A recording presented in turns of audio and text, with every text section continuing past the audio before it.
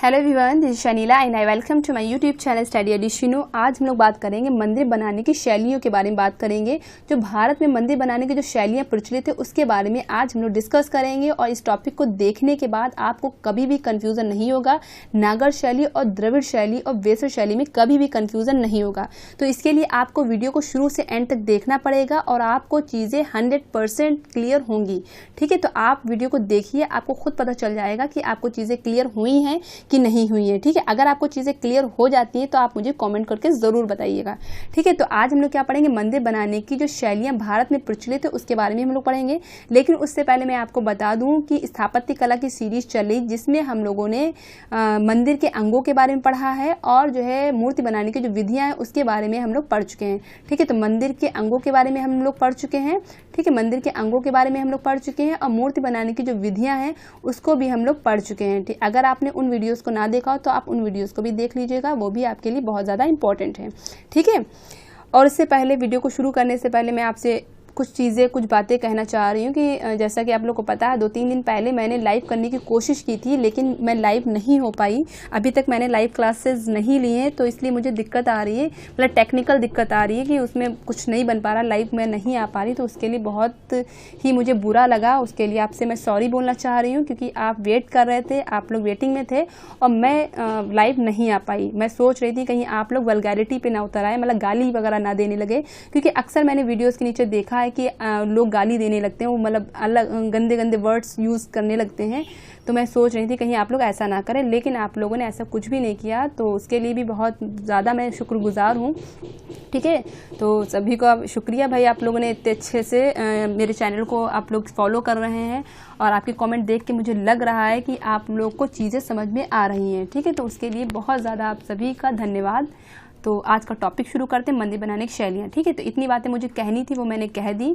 और हाँ, एक चीज़ और, आप लोगों ने कहा था कि क्या कहते हैं टेलीग्राम पे चैनल बना लीजिए, तो मैंने टेलीग्राम पे चैनल बना लिया है। तो आप स्टडी एडिशनो के नाम से सर्च करिएगा, आपको टेलीग्राम चैनल मिल जाएगा, या तो मैं इसका लिंक डिस्क्रिप्शन बॉक्स में दे दूँगी, तो आप वहाँ पर से भी जाके फॉलो कर सकते हैं। ठीक है, हालाँकि मैं अभी बहुत ज़्यादा उस पर अपडेट नहीं हूँ क्योंकि बहुत ज़्यादा अगर सोशल मीडिया पर मैं लगी रहूँगी तो चीज़ें मतलब बहुत ज़्यादा अच्छा नहीं लगता है कि ज़्यादा से ज़्यादा आप सोशल मीडिया में टाइम देंगे तो आप अपने लिए वक्त नहीं निकाल पाएंगे, आप अपनी स्टडी कब करेंगे। ठीक है, तो आप लोग भी बहुत ज़्यादा सोशल मीडिया से ना अटैच हुआ करिए, मतलब आप लोग व्हाट्सएप भी चलाइए, यूट्यूब भी चला रहे हैं, इंस्टाग्राम भी चला रहे हैं, टिकटॉक तो चलिए बंद हो गया है और टेलीग्राम पे भी लगे हुए हैं, यानी कि बहुत ज़्यादा FB पे भी लगे हुए हैं, तो बहुत ज़्यादा उस पर एक्टिव होने से टाइम वेस्ट होता है मेरे हिसाब से। ठीक है, तो इतनी बातें मुझे कहनी थी। अब मैं टॉपिक शुरू करूँगी और अब मैं बीच में कुछ भी इधर उधर की बातें नहीं करूँगी। ठीक है, तो मंदिर बनाने की शैलियों के बारे में आज हम लोग बात करते हैं।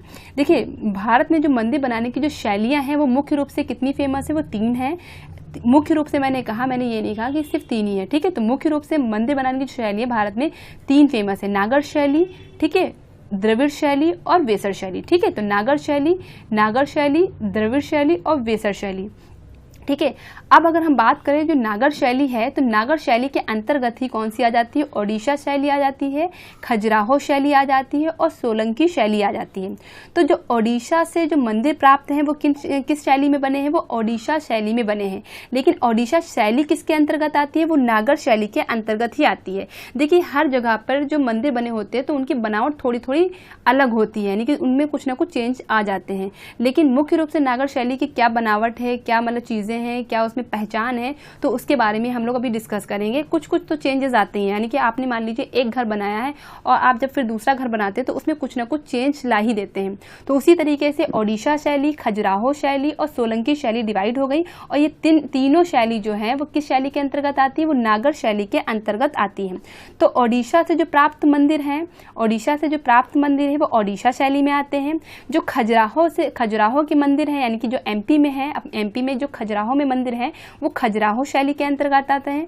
और सोलंकी शैली जो कहाँ पर आएंगे, यानी कि मुख्य रूप से गुजरात में, यानी कि गुजरात में जो मंदिर प्राप्त हैं वो सोलंकी राजाओं के जरिए विकसित हुई थी, जिसकी वजह से उसका नाम क्या हो गया, सोलंकी शैली हो गया। लेकिन तीनों ही शैली किसके अंतर्गत आती है, वो नागर शैली के अंतर्गत आती हैं।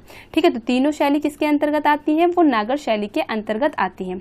तो ओडिशा शैली उड़ीसा में जो प्राप्त है, खजुराहो शैली जो खजुराहो में MP में प्राप्त है, और सोलंकी शैली जो कहाँ हो जाएंगी, गुजरात में हो जाएंगी। ठीक है, तो आपको ये चीज़ यहाँ पर क्लियर हुई। अगर हम ओडिशा शैली की बात करें तो आपको ओडिशा शैली में इतना याद रखना है कि ओडिशा शैली में जो नक्काशी होती है वो बाहर की तरफ क्या होती है, ज़्यादा होती है। यानी कि ओडिशा शैली में जो मंदिर बने हैं तो वहाँ पर जो मंदिर बने हैं तो बाहर जो की तरफ वो जो है नक्काशी ज़्यादा होती है अंदर की अपेक्षा। ठीक है, यानी कि अंदर इतनी नक्काशी ना होकर के बाहर से ज़्यादा वो सजावटी होते हैं, बाहर से ज़्यादा खूबसूरत होते हैं। ठीक है, तो ओडिशा शैली, खजुराहो शैली और सोलंकी शैली किसके अंतर्गत आती है, नागर शैली के अंतर्गत आती है। अब हम बात करते हैं नागर शैली मुख्य रूप से कहाँ पर विकसित है, यानी कहाँ पर नागर शैली स्टाइल, नागर शैली बोली या स्टाइल बोली बातें की। तो नागर स्टाइल जो मंदिर है मुख्य रूप से कहाँ पर है, तो हिमालय से लेकर के विंध्य पर्वतमाला तक के जो एरिया है वो नागर शैली में आता है। ठीक है, यानी कि नागर शैली के मंदिर में आता है। ठीक है, तो हिमालय से लेकर के जो विंध्य पर्वतमाला का जो एरिया है वो किसके अंतर्गत आता है, वो नागर शैली के अंतर्गत आता है। लेकिन इसका मतलब ये नहीं है कि इसके आसपास मंदिर नागर शैली में नहीं बने, इसका मतलब ये नहीं है। ठीक है, जैसे कि मान लीजिए ये एरिया आपका हो गया तो ये एरिया आपका नागर शैली में आता है, लेकिन इसका मतलब अब यहाँ पर जो मंदिर बना है तो वो नागर शैली में नहीं आएगा, तो ऐसा नहीं है। तो इसका एरिया कहीं कहीं आगे पीछे हो जाता है। ठीक है, तो आपको मुख्य रूप से क्या याद रखना है, हिमालय से लेकर के विंध्य पर्वतमाला तक के जो एरिया है वो नागर शैली मंदिर के लिए फेमस है। और इसमें भी अगर पूछा जाए तो उसमें भी आपको याद रखना, नर्मदा नदी के जो उत्तरी क्षेत्र है तो वहां पर नागर शैली मंदिर पाए जाते हैं। ठीक है, तो नर्मदा नदी के उत्तरी क्षेत्र में पूछा जाएगा या दक्षिणी क्षेत्र में या पूर्वी क्षेत्र में या पश्चिमी क्षेत्र में, तो आपको याद रखना नर्मदा नदी के उत्तरी क्षेत्र में। ठीक है, अगर हम भारत की बात करें तो भारत में कहाँ पर, तो आपको उत्तर भारत आपको याद रखना है। तो उत्तर भारत यानी कि ये भारत मान लीजिए बना दिया, ये उत्तर हो गया। ठीक है, ये पूरब हो गया, पश्चिम हो गया, उत्तर हो गया, दक्षिण हो गया। तो मुख्य रूप से उत्तर भारत में नागर शैली विकसित है। और उत्तर भारत में भी अगर हम बात करें तो यूपी और एमपी को आपको याद रखना है, यानी कि मुख्य रूप से यूपी, एमपी, इसके अलावा भी स्टेट हैं, लेकिन आपको मुख्य रूप से क्या याद रखना है, यूपी यानी कि उत्तर प्रदेश, और आपको मध्य प्रदेश याद रखना है। ठीक है, तो उत्तर प्रदेश में जितने मंदिर प्राप्त हैं और मध्य प्रदेश में जितने मंदिर प्राप्त हैं वो नागर शैली वाले मंदिर हैं। फिर हम बात करते हैं यहाँ पर द्रविड़ शैली की। देखिए, पहले हम लोग नागर शैली, वेसर शैली और द्रविड़ शैली को डिटेल में पढ़ेंगे और लास्ट में उसको हम लोग कंपैरिजन में पढ़ेंगे, तुलनात्मक तरीके से पढ़ेंगे। ठीक है, तो पहले हम लोग क्या करेंगे, नागर शैली को बहुत अच्छे से पढ़ेंगे, द्रविड़ शैली को बहुत अच्छे से पढ़ेंगे और वेसर शैली को बहुत अच्छे से पढ़ेंगे, और लास्ट में हम लोग उसमें कंपैरिजन में पढ़ेंगे, जिससे कि चीज़ें हमको कभी भूले नहीं, यानी कि जिससे कि हम लोगों को कोई भी कन्फ्यूज़न ना हो। ठीक है, आप लोगों में से ही एक ने मुझे कहा था कि वीडियो चाहे जितना लंबा हो जाए लेकिन चीज़ें छूटनी नहीं चाहिए, इसलिए आज हम लोग बहुत ही अच्छे से समझेंगे। अब मैं यहाँ पर टाइमिंग नहीं देखूंगी कि कितना टाइम लगता है। ठीक है, तो आप लोग भी चीज़ों को समझिए, यानी कि चीज़ों को जब अच्छे से समझते हैं तो वो चीज़ें याद रहती हैं। ठीक है, तो यहाँ पर पहले हम लोग बहुत ही डिटेल में नागर शैली, फिर द्रविड़ शैली और वेसर शैली को बहुत ही डिटेल में समझेंगे। उसके बाद में हम लोग तुलनात्मक तरीके से लास्ट में हम देखेंगे तीनों में अंतर क्या है। ठीक है, तो आप वीडियो को कायदे से देखिए। अगर हम बात करते हैं द्रविड़ शैली की, तो द्रविड़ शैली मुख्य रूप से कहाँ फेमस है, तो द्रविड़ शैली के मंदिर जो है वो आपको उत्तर भारत में मिलते हैं। तो दक्षिण भारत में मिलते हैं। ठीक है, तो उत्तर भारत में नागर शैली के मंदिर मिलेंगे और दक्षिण भारत में द्रविड़ शैली के मंदिर मिलेंगे, और बीच का जो एरिया होगा वो कौन सी शैली मिलेंगी, वो आपको वेसर शैली मिलेंगी। चीज़ें क्लियर हुई, यानी कि उत्तर भारत में आपको क्या हो जाएगा, नागर शैली, दक्षिण भारत में द्रविड़ शैली, और बीच वाला जो एरिया हो जाएगा वो आपका वेसर शैली हो जाएगा। ठीक है, तो उत्तर भारत में नागर शैली, दक्षिण भारत में द्रविड़ शैली और बीच वाला जो एरिया हो जाएगा वेसर शैली। अब मैंने यहाँ पर वेसर शैली को बीच में क्यों रखा है, क्योंकि नागर शैली के कुछ गुण और द्रविड़ शैली के कुछ गुण मिलाकर, गुण का मतलब बनावट मिलाकर के कौन सी शैली बनती है, वेसर शैली बनती है। ठीक है, तो नागर शैली प्लस द्रविड़ शैली मिलाकर के कौन सी शैली बनी है, वेसर शैली बनी है। ठीक है, तो आगे हम लोग नागर शैली के बारे में ही देखते हैं पहले। अब देखिए, मैंने यहाँ ले रखा है कि मंदिर बनाने की शुरुआत। देखिए, अगर हम बात करें मंदिर बनाने की जो शुरुआत जो भारत में हुई थी वो मौर्य काल से स्टार्ट हो गई थी, लेकिन मौर्य काल में जो मंदिर आपको प्राप्त हुए, यानी कि जो साक्ष्य हमको मिलते हैं, तो उनकी जो छतें थी वो कैसी थी, सपाट थी, यानी कि छतें वो कैसी थी, समतल थी, सपाट थी। लेकिन बाद में वो शिखर नुमा जो है मंदिर बनने लगे, यानी कि गर्भगृह के ऊपर शिखर बनने लगा। तो शुरुआत में जो आपको मौर्य काल में जो मंदिर प्राप्त थे वो कैसे थे, सपाट थे, और गुप्त काल के स्टार्टिंग में भी हम लोग को सपाट मंदिर के साक्ष्य मिले हैं। सपाट मंदिर के मतलब जो सपाट छत वाले जो मंदिर के साक्ष्य हम लोग को मिले हैं। लेकिन गुप्त काल के आते आते यानी कि फिर क्या होता है, उसमें चेंजेस आते हैं। तो गुप्त काल में बहुत ज़्यादा मंदिरों का विकास हुआ है, इसलिए गुप्त काल को इसका चरम काल भी कहते हैं। तो गुप्त काल को गोल्डन पीरियड भी कहते हैं मंदिर के लिए। तो मंदिर की जो विकास हुआ था वो गुप्त काल में बहुत ज़्यादा हुआ था। आपको याद यहाँ पर क्या रखना है कि मौर्य काल में जो मंदिर प्राप्त हुए हैं तो उनकी जो छतें थी वो कहती थी सपाट थी, और गुप्त काल आते आते तो मंदिर में शिखर वगैरह बनने लगे थे, यानी कि बहुत ज़्यादा प्रोग्रेस हो गई थी मंदिरों की। अब मंदिर का अर्थ हम लोग देख लेते हैं। हालांकि जब मंदिर के अंगों के बारे में हम लोगों ने पढ़ा था तो ये चीज़ें हम लोगों ने यहाँ पर पढ़ी थी, लेकिन यहाँ पर हम लोग थोड़ा सा शॉर्ट में देख लेते हैं। यहाँ पर ज़्यादा टाइम नहीं लगाएंगे, थोड़ा सा शॉर्ट में देख लेते हैं। मंदिर जो शब्द है वो संस्कृत भाषा का शब्द है, और किस धातु से बना है? वो मंद धातु से बना है। मंदिर शब्द संस्कृत भाषा का शब्द है और वो मंद धातु से बना है। मंदिर को इंग्लिश में टेम्पल कहते हैं, सभी को पता है, ठीक है। तो मंदिर को इंग्लिश में टेम्पल कहते हैं, पर आपको याद क्या रखना है, टेम्पल जो शब्द है किससे बना है? वो टेम्पलम से बना हुआ है। टेम्पल जो वर्ड है वो किससे बना है? वो टेम्पलम से बना हुआ, और टेम्पलम जो वर्ड है वो किस भाषा का है? वो लैटिन भाषा का है। तो लैटिन भाषा का टेम्पलम से टेम्पल बना हुआ है और मंद धातु से मंदिर बना हुआ है, ठीक है। लेकिन अगर हम और लैंग्वेजेस की बात करें तो तमिल में मंदिर को कोविल बोलते हैं, कन्नड़ में मंदिर को देवस्थान या गुडी बोलते हैं, तेलुगु में क्या बोलते हैं? आलयम बोलते हैं, ठीक है। मलयालम में क्या बोलते हैं? क्षेत्रम बोलते हैं। अरेबिक लैंग्वेज यानी कि अरबी भाषा में माबद बोलते हैं, और चीनी भाषा में सिमिआओ बोलते हैं, ठीक है। तो यहाँ पर आप स्क्रीनशॉट ले सकते हैं। तो यहाँ पर हम लोग ज़्यादा डिस्कस नहीं करेंगे क्योंकि ये चीज़ हम लोग पहले से क्लियर कर चुके हैं। फिर हम देखते हैं नागर शैली को। अब हम लोग डिटेल में देखते हैं। तो नागर शैली के जो विस्तार है वो हम लोग पढ़ चुके हैं। कहाँ पर है? हिमालय पर्वत से लेकर के विंध्य पर्वतमाला के जो बीच का एरिया है वो आपका नागर शैली के लिए फेमस है, और उसमें भी आपको उत्तर भारत आपको याद रखना है। फिर जो नागर जो शब्द है वो किससे बना हुआ? वो नगर से बना हुआ है। नागर शब्द किससे बना हुआ है? नगर से बना हुआ है। सर्वप्रथम नगर में मंदिर का निर्माण होने की वजह से उस शैली का नाम क्या रख दिया गया? नागर शैली रख दिया गया है। तो नागर शब्द किससे बना हुआ है? नगर से बना हुआ है। नागर शब्द किससे बना हुआ? नगर से बना हुआ, और नगर में सर्वप्रथम निर्माण होने की वजह से उसका नाम क्या रख दिया गया? नागर शैली रख दिया गया है, ठीक है। तो इस तरीके से आपका नागर शैली यहाँ पर आ गया। अब यहाँ पर मैंने मंदिर यहाँ पर बनाया है, यानी कि ज्यामितीय आकार में ये मंदिर मैंने बनाया है, यानी कि बहुत ही ईजी उसका स्ट्रक्चर यहाँ पर रखा है जिससे कि आपको चीज़ें क्लियर हो जाएं। तो देखिए अब नागर शैली के कुछ हम लोग पॉइंट देख लेते हैं, नागर शैली में क्या क्या चीज़ें होती हैं। तो नागर शैली का जो शिखर होता है वो कैसा होता है? रेखीय शिखर पाया जाता है। तो नागर शैली का जो शिखर होता है वो कैसा होता है? रेखीय होता है। अगर यही हम बात करें द्रविड़ शैली का शिखर तो वो पिरामिड नुमा होता है, ठीक है। तो पूछा जाता है कि नागर शैली का शिखर कैसा होता है? रेखीय होता है, और द्रविड़ शैली का जो शिखर होता है वो पिरामिड नुमा होता है। हालांकि अभी हम लोग द्रविड़ शैली को भी अलग से देखेंगे। फिर इसके ऊपर क्या होता है? ये आमलक होता है। यहाँ पर ये क्या हो जाएगा? आमलक हो जाएगा। ये यहाँ पर आमलक हो जाएगा। आमलक के ऊपर उल्टा कलश होता है, ठीक है। तो यहाँ पर ये क्या हो जाएगा? आमलक हो जाएगा। यहाँ पर आमलक हो जाएगा। फिर उसके ऊपर क्या होता है? ये उल्टा कलश होता है। फिर उसके ऊपर जो है पताका होता है, यानी कि झंडा होता है, ठीक है। तो आपको ये चीज़ यहाँ पर याद रखनी है। तो रेखीय शिखर पाया जाता है, उसके ऊपर आमलक होता है, इस तरीके से आमलक बना होता है गोल, और इसके ऊपर उल्टा कलश होता है। फिर उसके ऊपर पताका यानी कि झंडा होता है। तो कहीं कहीं पर झंडा लगाया जाता है, कहीं कहीं पे नहीं लगाया जाता है, ठीक है। तो हर मंदिर में मैंने कहा कुछ अलग अलग चीज़ें होती हैं, ठीक है। तो रेखीय शिखर, आमलक, उल्टा कलश आपको याद रखना, उसके ऊपर पताका याद रखना। फिर इसके अलावा आपको याद रखना है यहाँ पर गर्भगृह होता है। ये नागर शैली की बात हो रही है तो यहाँ पर गर्भगृह होता है। गर्भगृह के अंदर जो है जो मुख्य प्रतिमा होती है उस मंदिर की, यानी कि जिस देवता का मंदिर होता है तो उसकी प्रतिमा कहाँ पर? गर्भगृह में रखी होती है। ये क्या है? आपका मंडप है, और मंडप भी कुछ मंदिर में कई मंडप बने होते हैं, तो महामंडप हो जाएगा, अर्ध मंडप हो जाएगा, यानी कई मंडप बने होते हैं। तो यहाँ पर ये गर्भगृह होता है, ये क्या हो गया है? आपका महामंडप हो जाएगा। अगर यहाँ पर एक और मंडप होता तो वो अर्ध मंडप हो जाता, ठीक है। तो आपको ये चीज़ क्लियर हुई, गर्भगृह होता है और फिर ये क्या होता है? मंडप होता है, ठीक है। अब मंडप और यहाँ पर एक स्थान होता है, यानी कि इसका जोड़ने का काम होता है, तो उसको क्या बोलते हैं? वो अंतराल होता है, ठीक है। तो उसको क्या बोलते हैं? अंतराल बोलते हैं। तो ये चीज़ आपकी क्या हो जाएगी? यहाँ पर ये अंतराल होता है, ठीक है। तो मंदिर के अंगों के बारे में हम लोगों ने पढ़ा था, तो उस पर आप देखिएगा तो आपको और चीज़ें क्लियर हो जाएंगी। फिर यहाँ पर हम बात करते हैं जो नीचे ये जो एरिया है इसकी अगर हम बात करते हैं तो ये जो जिस पे मंदिर बना होता है वो क्या होता है? तो ये आपका क्या हो जाएगा? ये अधिष्ठान हो जाएगा, ठीक है। तो ये आपका क्या हो जाएगा? अधिष्ठान हो जाएगा। और ये क्या हो जाएगी? आपकी पीठिका हो जाएगी। पीठिका को ही जगती बोलते हैं, ठीक है। तो नीचे क्या हो जाएगा? ये अधिष्ठान हो जाएगा, और अधिष्ठान के ऊपर क्या हो जाएगा? जगती हो जाएगी। तो आपको याद रखना है, तो अधिष्ठान है वो नीचे होगा और जगती क्या होगी? वो ऊपर होगी, ठीक है। तो यहाँ पर हैंग करने लगा, ठीक है। तो यहाँ पर क्या हो जाएगा? अधिष्ठान हो जाएगा, ये अधिष्ठान हो जाएगा, ठीक है। और यहाँ पर क्या हो जाएगी? जगती हो जाएगी। तो आपको ये चीज़ यहाँ पर क्लियर हुई। तो ये किसकी बात चल रही थी? नागर शैली के मंदिर की बात चल रही थी, ठीक है। अब यहाँ पर हम लोग जो मंदिर एक मंदिर देख लेते हैं, नागर शैली का जो मंदिर है उसको ही हम लोग यहाँ पर देख लेते हैं, जिससे कि आपको और चीज़ें क्लियर हो जाएं।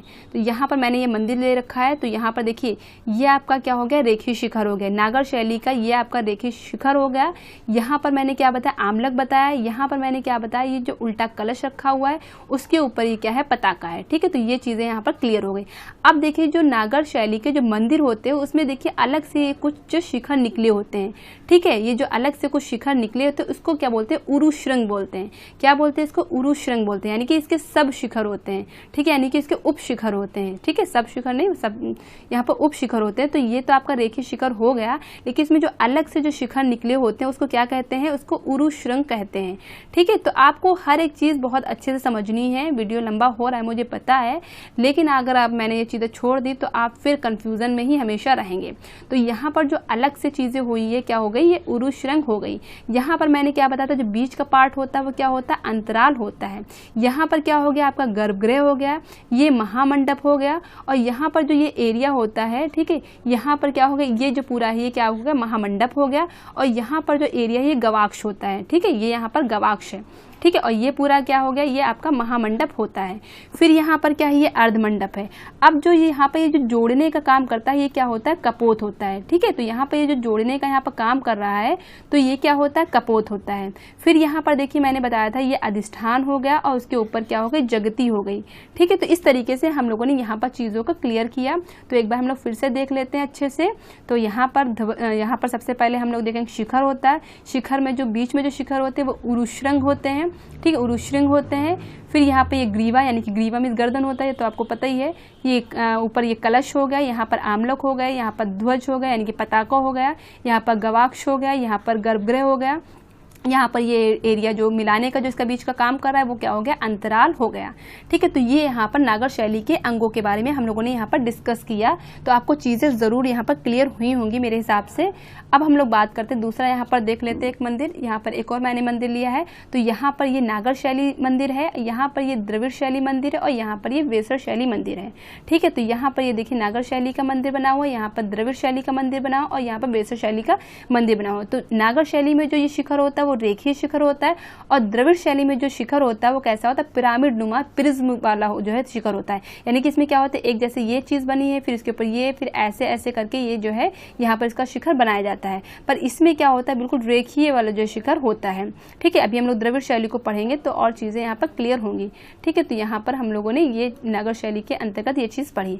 अब हम बात करते हैं नागर शैली में कौन कौन सी चीज़ें पाई जाती हैं और कौन सी चीज़ें नहीं पाई जाती हैं। तो यहाँ पर आपको ये चीज़ ध्यान रखनी, जैसे कि अभी हम लोगों ने यहाँ पर पढ़ा था कि यहाँ पर ये चीज़ देखी थी कि यहाँ पर मंडप और अर्ध मंडप के ऊपर क्या होता है, शिखर होता है। ठीक है, तो यहाँ पर चीज़ें हम लोगों ने देखी थी कि नागर शैली के जो मंदिर होते हैं, जितने भी इसमें मंडप होते हैं, यानी कि अर्ध महामंडप है, अर्ध मंडप है, जितने भी शिखर होते हैं तो उसमें क्या होता है, उसमें जो सम्य शिखर पाया जाता है। इसमें देखिए सम्य शिखर आपको मिल जाता है, लेकिन जो द्रविड़ शैली के मंदिर होते हैं उसमें सम्य शिखर नहीं मिलता है। ठीक है, तो ये चीज़ भी यहाँ पर आपको क्लियर होनी चाहिए।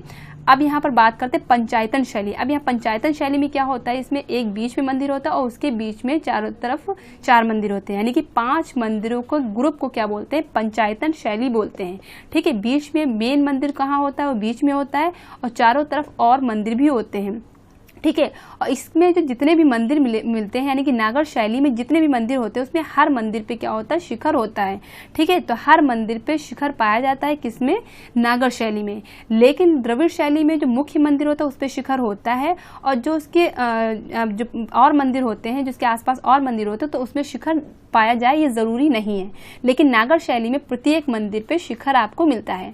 ठीक है, तो आपको यहाँ पर क्या चीज़ें क्लियर होनी चाहिए। पंचायतन शैली क्या होती है, 5 मंदिरों के ग्रुप को पंचायतन शैली कहते हैं और नागर शैली के प्रत्येक मंदिर पे शिखर होता है और द्रविड़ शैली के प्रत्येक मंदिर पे शिखर हो ऐसा ज़रूरी नहीं।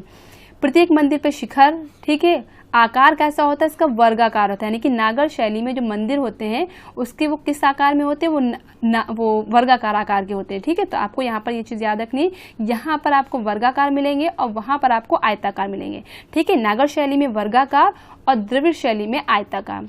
अब इसमें जो द्वार होता है, दरवाज़ा होता है, अब इसमें देखिए दरवाजे में भी बहुत ज़्यादा जो है चेंजेस हैं। तो इसमें क्या है, सिंपल जो है दरवाज़ा होता है, सिंपल जो है जो गेट होता है सिंपल होता है, लेकिन जो द्रविड़ शैली का जो गेट होता है वो कैसा होता है, बहुत ज़्यादा भव्य होता है।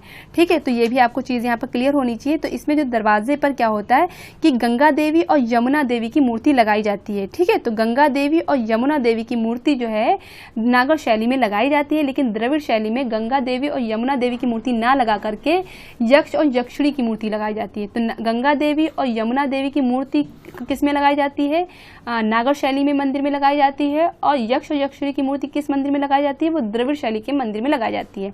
अब यहाँ पर गोपुरम नहीं होता है। गोपुरम का मतलब क्या होता है कि एक इसमें विशाल दरवाजा होता है, तो विशाल दरवाजे का नागर शैली में नहीं होता है, यानी कि इसमें जो दरवाजा होता है वो सिंपल दरवाजा होता है, सिंपल गेट होता है।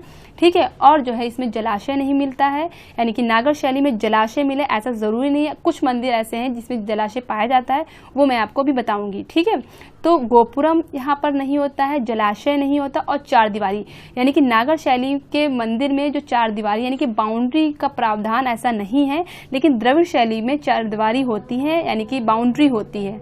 ठीक है, ठीक है, तो क्या चीज़ आपको क्लियर हुई। तो यहाँ पर गोपुरम नहीं होता है, यानी कि यहाँ पर गोपुरम नहीं होता, यहाँ पर सिंपल सामान्य जो है तोरण द्वार होता है। ठीक है, तो यहाँ पर तोरण द्वार मिलता है, यानी कि तोरण होता है। ठीक है, और यहाँ पर जो है यानी कि द्रविड़ शैली में गोपुरम यानी कि भव्य गोपुरम होता है, यानी कि गेट। गोपुरम को क्या कहते हैं, गेट कहते हैं। ठीक है, तो गोपुरम क्या हो जाएगा, गेट हो जाएगा। तो आपको ये चीज़ ध्यान रखनी है। ठीक है, तो यहाँ पर गेट अच्छा सा गेट बना होता है, और जो है नागर शैली में सामान्य तोरण द्वार होता है। ठीक है, यहाँ पर जलाशय मैंने बताया, तो जलाशय हो ज़रूरी नहीं है, और द्रविड़ शैली में जलाशय मिलता है। यहाँ पर चार दीवारी भी ज़रूरी नहीं है, और जो है द्रविड़ शैली में चार दीवारी होती है। ठीक है, तो इस तरीके से हम लोगों ने यहाँ पर देखा। तो यह एक और पिक्चर है, तो इसके बारे में अब हम लोग डिस्कस नहीं करेंगे, क्योंकि एक वीडियो में मैंने इसके बारे में डिस्कस किया था। अब नागर शैली के कुछ एग्जाम्पल्स हम लोग ले लेते हैं कि नागर शैली में जो मंदिर हैं उनके देख लेते हैं कि कौन से मंदिर कहाँ पर हैं। तो ये भी चीज़ पूछी जाती है कि पूछ लिया जाता है ये मंदिर है वो किस शैली में है। तो नागर शैली के जो मंदिर है उसके बारे में हम लोग देख लेते हैं, यानी कि कौन कौन से नागर शैली के मंदिर यहाँ पर हम लोग देख लेते हैं। जो भीतर गांव मंदिर है, तो भीतर गांव जो मंदिर है वो कहाँ पर है, कानपुर में है। कानपुर कहाँ पड़ेगा, यूपी में पड़ेगा।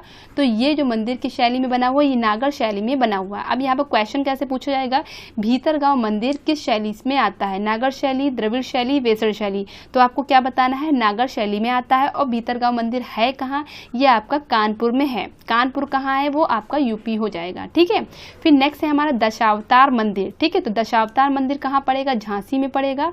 ठीक है, फिर है कंदरिया महादेव मंदिर। तो कंदरिया महादेव मंदिर कहाँ पड़ेगा, ये एमपी में पड़ेगा। ठीक है, तो कंदरिया महादेव मंदिर कहाँ पड़ेगा, एमपी में पड़ेगा। ठीक है, तो भीतर गाँव मंदिर कहाँ हो जाएगा, कानपुर। दशावतार मंदिर कहाँ हो जाएगा, झांसी। कंदरिया महादेव मंदिर कहाँ हो जाएगा, एमपी। लिंगराज मंदिर कहाँ हो जाएगा, लिंगराज मंदिर कहाँ हो जाएगा, बहुत इंपॉर्टेंट मंदिर है यहाँ पर, यानी कि एग्जाम के पॉइंट ऑफ व्यू से मैं बता रही हूँ। तो लिंगराज मंदिर कहाँ हो जाएगा, ये भी आपको याद रखना है, भुवनेश्वर। ठीक है, तो भुवनेश्वर कहाँ पड़ता है, ये आपका पड़ेगा ओडिशा में पड़ेगा। ठीक है, तो लिंगराज मंदिर कहाँ हो जाएगा, ये भुवनेश्वर में हो जाएगा। और भुवनेश्वर कहाँ पड़ेगा, ये ओडिशा हो जाएगा। जगन्नाथ मंदिर भी कहाँ पड़ेगा, उड़ीसा में, यानी कि सुना ही होगा आपने नाम, जगन्नाथपुरी, पूरा नाम बोला जाता है। जगन्नाथपुरी जो मंदिर कहाँ पड़ेगा, वो ओडिशा में पड़ेगा, यानी कि ओडिशा में कहाँ पर पड़ेगा, वो पुरी में पड़ेगा। ठीक है, तो लिंगराज मंदिर और जगन्नाथ मंदिर दोनों ही कहाँ हो गए, ओडिशा में हो गए।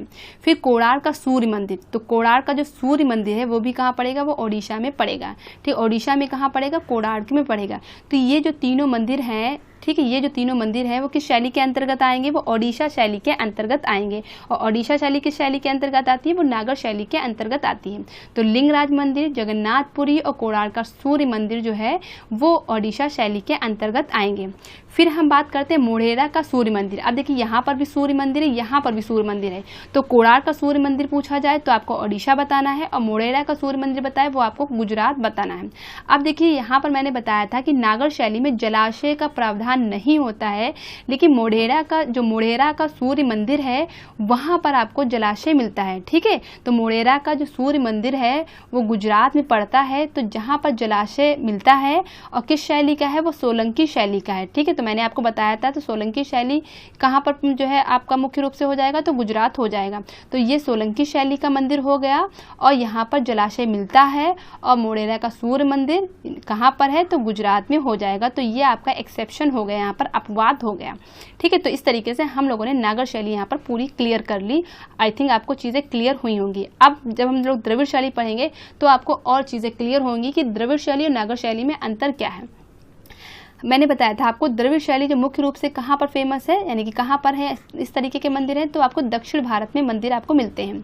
ठीक है, जिसमें कि मैंने आपको कहाँ बताया था। अब आपको ये चीज़ ध्यान रखनी है कि दक्षिण भारत में द्रविड़ शैली मैंने आपको बताया, उत्तर भारत में नागर शैली बताया और बीच वाला एरिया आपको वेश्य शैली बताया।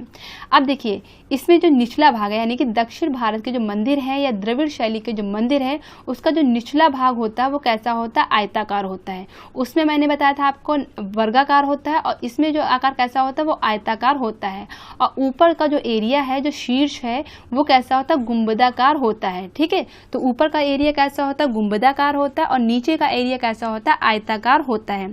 ठीक है, तो आपने जो है गुंबदाकार आपने मुगल शैली में आपने पढ़ा होगा, गुंबद आपने पढ़ा होगा।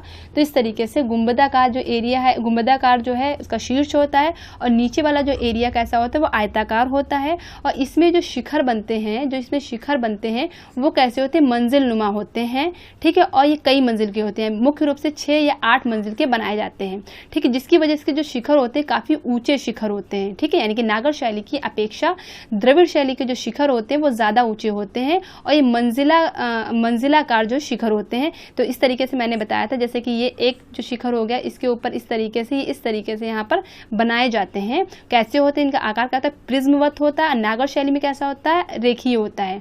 ठीक है, तो यहाँ पर द्रविड़ शैली के जो शिखर होते हैं वो कैसे होते हैं, प्रिज्मवत होते हैं या पिरामिड नुमा होते हैं। जो पिरामिड नुमा पूछा जाए या प्रिज्मवत पूछा जाए तो आपको दोनों को ही दक्षिण शैली द्रविड़ शैली को ही आपको याद रखना है। ठीक है, और 6 या 8 मंजिल के होते हैं, यानी कि मंजिल वाले होते हैं इसमें शिखर। ठीक है, अब जो इसके जो शिखर होते हैं मैंने बताया, नागर शैली की अपेक्षा जो इसके शिखर होते हैं वो ज़्यादा ऊंचे होते हैं, ज़्यादा अलंकृत होते हैं। इसमें बाउंड्री होती, बाउंड्री को क्या बोलते हैं, परपोता। ठीक है, बाउंड्री को क्या बोलते हैं, परपोता। यानी कि जो मंदिर होते हैं तो उसके चारों तरफ क्या होती है, एक बाउंड्री भी रखी जाती है। नागर शैली में बाउंड्री का प्रावधान हो ऐसा ज़रूरी नहीं है, लेकिन जो है द्रविड़ शैली में बाउंड्री बनी होती है। बाउंड्री को कहते क्या है, यानी कि बुकिश भाषा में हम क्या कह सकते हैं, परपोता कहते हैं। ठीक है, तो बाउंड्री से कवर्ड होते हैं द्रविड़ शैली के मंदिर। अलंकृत यानी कि जो शिखर होते हैं वो काफ़ी अलंकृत होते हैं, और इसमें क्या है, गोपुरम पाया जाता है। जो गोपुरम होते हैं वो भी काफ़ी अलंकृत गोपुरम होते हैं, बहुत ज़्यादा, यानी कि मंदिर से खूबसूरत क्या होते हैं, उसका गोपुरम होता है। ठीक है, यानी कि मंदिर से ज़्यादा जो उसका जो खूबसूरत क्या होता है, गोपुरम होता है। यानी कि एंट्री होती है, कहने के मतलब एंट्री जो गेट होता है वो और ज़्यादा खूबसूरत होता है द्रविड़ शैली में। ठीक है, तो ये यहाँ पर मुख्य मंदिर पर जो शिखर होता है। अब ये चीज़ें यहाँ पर क्लियर मैंने लास्ट किया था कि इसमें जो मंदिर होता है, जो मुख्य मंदिर हो, यानी कि जो पंचायतन शैली हुई तो उसमें जो मेन जो मंदिर होता है तो उसके इस पे शिखर पाया जाता है, लेकिन जो उसके आसपास और मंदिर होते हैं उस पे शिखर हो ऐसा ज़रूरी नहीं है। ठीक है, तो मुख्य मंदिर पे शिखर होता है, और उसके जो पास में जो मंदिर और होते हैं तो उनमें शिखर नहीं पाया जाता है द्रविड़ शैली में। ठीक है, तो यहाँ पर ये चीज़ें क्लियर हुई। अब देखिए यहाँ पर क्या है, एक विशाल प्रांगण होता है, यानी कि ग्राउंड जो है बहुत बड़ा ग्राउंड, यानी कि बहुत बड़े एरिया में ये बना होता है। जो द्रविड़ शैली के मंदिर हैं वो बहुत बड़े एरिया में बने होते हैं, जिसमें अनेक क्या होते हैं, जलाशय होते हैं। ठीक है, अनेक मंदिर होते हैं, बहुत से यहाँ पर मंदिर का प्रावधान है, जलाशय भी होता है। विशाल दीप स्तंभ, यानी कि यहाँ पर स्तंभ को इंग्लिश में क्या बोलते हैं, पिलर। तो यहाँ पर दीप जलाने के लिए स्तंभ होते हैं, ध्वज भी स्तंभ होते हैं, और गोपुरम भी होता है। गोपुरम कैसा होता है, अलंकृत गोपुरम होता है। अब देखिए द्रविड़ शैली में कितनी चीज़ें, जलाशय भी मिल रहा है, दीप स्तंभ भी मिल रहा है, ध्वज स्तंभ भी मिल रहा है, गोपुरम भी मिल रहा है। ठीक है, बहुत से मंदिर हैं, पर हर मंदिर पे यहाँ पर शिखर नहीं पाए जाते हैं, ये चीज़ भी आपको याद रखनी है।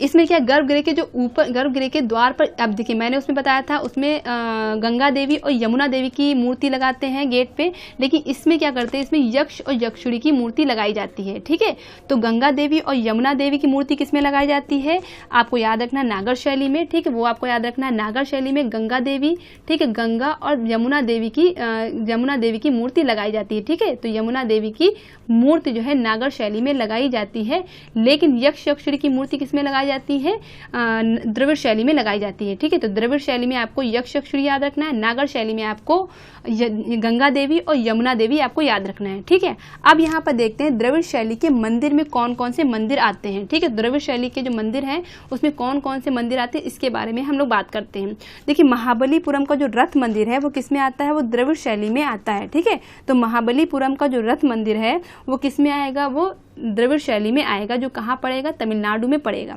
कांची का जो कैलाश मंदिर है वो कहाँ पर, वो मतलब किस शैली में आएगा, वो द्रविड़ शैली में आएगा। ठीक है, तो कांची का जो कैलाश मंदिर है वो किस शैली में आएगा, वो भी आपका आएगा द्रविड़ शैली में आएगा। तो ये भी चीज़ आपको क्लियर होनी चाहिए। ठीक है, फिर है वृदेश्वर मंदिर। अब यहाँ पर कौन सा मंदिर है, वृदेश्वर मंदिर। तो वृदेश्वर मंदिर, महाबलीपुरम के रथ मंदिर, कांची का कैलाश मंदिर, ये सारे किस शैली के अंतर्गत आते हैं, ये द्रविड़ शैली के अंतर्गत आते हैं। इसके अलावा आपको एक और मंदिर याद रखना, शिव मंदिर, जो कहाँ का है, गंगईकोंड चोलपुरम का। गंगईकोंड चोलपुरम का मंदिर जो शिव मंदिर है वो भी किस शैली के अंतर्गत आता है, वो द्रविड़ शैली के अंतर्गत आता है। मैंने यहाँ पर कुछ एग्जाम्पल जो है लिए हैं, यानी कि नागर शैली में कुछ ही मंदिर लिए हैं, द्रविड़ शैली में कुछ ही मंदिर लिए हैं। फिर अलग से हम लोग मंदिर का भी टॉपिक पढ़ेंगे, कौन सा मंदिर कहाँ पड़ता है और कौन से मंदिर। देखिए, कुछ मंदिर के खाली इतना पूछा जाता है कि कौन सा मंदिर कहाँ पर पड़ता है और किस शैली में बना है, और कुछ मंदिर में उसके अंदर से चीज़ें पूछी जाती हैं। ठीक है, जैसे कैलाश मंदिर के बारे में अंदर से चीज़ें पूछी जाती हैं, वो खजुराहो के मंदिर, तो खजुराहो के मंदिर भी बहुत फेमस मंदिर है, तो उसमें अंदर से चीज़ें पूछी जाती हैं। रथ मंदिर में पूछे जाते हैं। ठीक है, तो इस तरीके से कुछ मंदिर के बारे में अंदर से चीज़ें पूछी जाती है, तो उन मंदिर को हम लोग डिटेल में पढ़ेंगे। और कुछ मंदिर में खाली पूछा जाता है कि वो मंदिर कहाँ पर प्राप्त हैं और किस शैली में प्राप्त हैं, तो उनको हम लोग उसी तरीके से पढ़ेंगे। ठीक है, तो जिन मंदिर के बारे में जितने क्वेश्चन पूछे जाते हैं उन्हीं मंदिर को हम लोग क्लियर करेंगे। ठीक है, तो यहाँ पर हम लोगों ने द्रविड़ शैली के मंदिर के बारे में भी हम लोगों ने यहाँ पर देख लिया। अब हम लोग क्या करेंगे, वेसर शैली।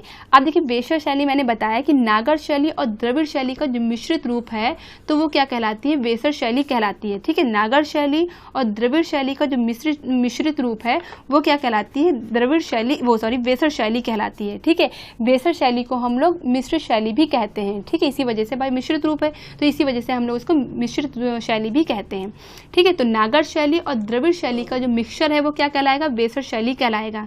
वेसर शब्द क्या है, कन्नड़ भाषा के वेसर शब्द से बना है। अब जो वेसर शब्द है, ये जो वेसर, यहाँ पर ये वेसर है और एक होता है वेशर, तो आपको दोनों में आपको अंतर पता होना चाहिए, ये सा है और ये शाह है।